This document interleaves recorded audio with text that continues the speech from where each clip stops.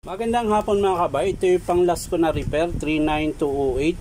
Ang model nito mga kabay ay D25144. Ayan. Ito po yung 3 mode din mga kabay.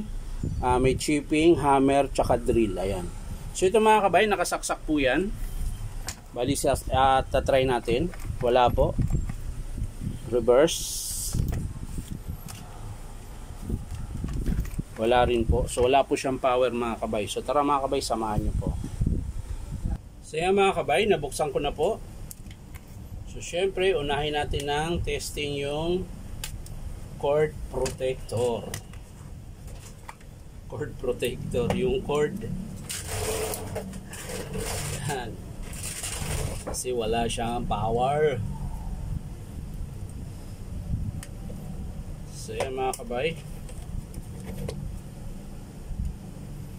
Unahin natin yung cord. Una, meron. Pangalawa, meron din mga kabay. So sa switch mga kabay, testin natin, meron.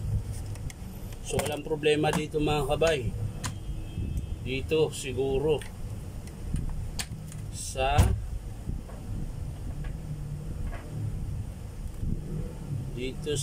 ayun, dito tayo sa motor. So yan mga kabay, wala pong palo. Ayan. So yun, gumagana-gana minsan. So wala po siyang palo sa carbon.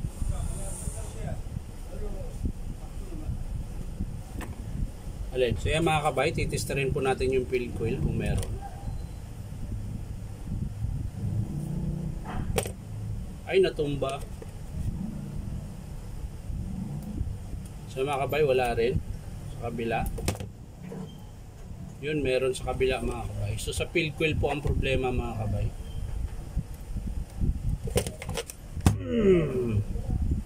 Tumba ka pa ulit, basag ka ngayon. Yun mga kabay, meron. So sa check natin yung field coil mga kabay, ihinang natin para paganahin natin kung may complete, kung okay pa yung hammer tsaka chipping niya. So mga kabay, nakalas ko na po.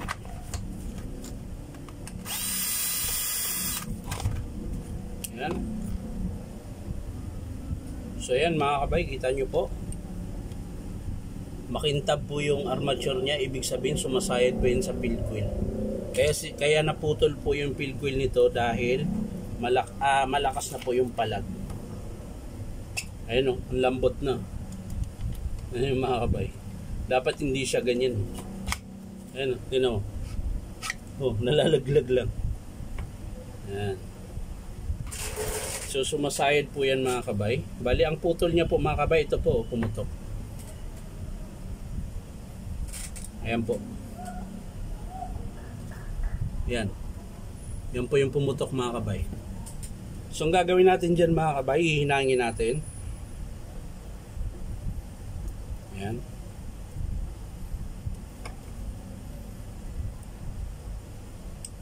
Yun lang.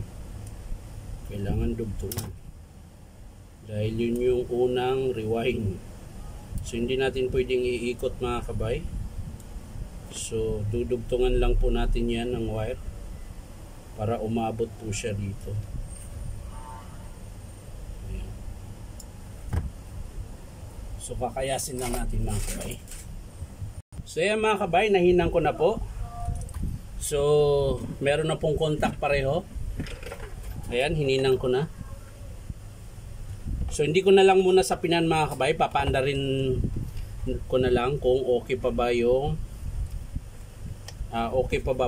andar. Ayan. Papakita ko lang sa inyo mga kabay, meron na po siyang contact. Ayan. Ayan, meron na. So hindi ko muna sa pinan dahil i-estimate ko po talaga yung brush holder, yung field coil, dahil maiksi na po yung pinagdugtungan ko baka makalas lang siya Tsaka pangalawa po mga kabay, yung spring ng brush holder sira din po. Ayan, kasi nga siguro nung nagpalit sila ng carbon, ayan, hindi rin po ito, yung carbon niya mga kabay, hindi po to para dito. Sinalpak lang nila. Tingnan nyo po, alog po siya pag kinakabit mo. Ayan, oh. Ang laki po ng alog. Ayan, hindi po siya sakto. So papaandarin lang natin mga kabay kung okay pa ba yung hammer. Tsaka natin i-estimate yung brush holder. Tapos yung dito din sa quick release niya mga kabay, ayan, hindi natin makalas kasi wala pong armature. So papaandarin lang natin mga kabay. So yan mga kabay, titesting po natin. Yan po yung chipping niya mga kabay. Hammer. Tapos dito.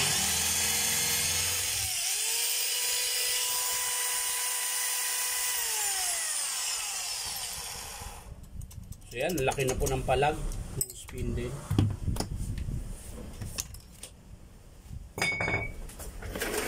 So yan mga kabay, gumagana naman po siya dahil nadugtong po natin yung field coil. Ang problema niya mga kabay, yung hammer niya medyo mahina na. Tapos ang lakas po ng palag ng spindle. Ayan. Ayan po. So kailangan nating magpalit yan mga kabay.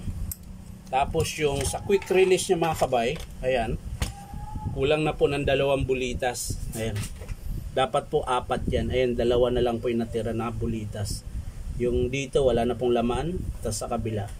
So ang estimate natin dito mga kabay, spindle, kasi mahina na po.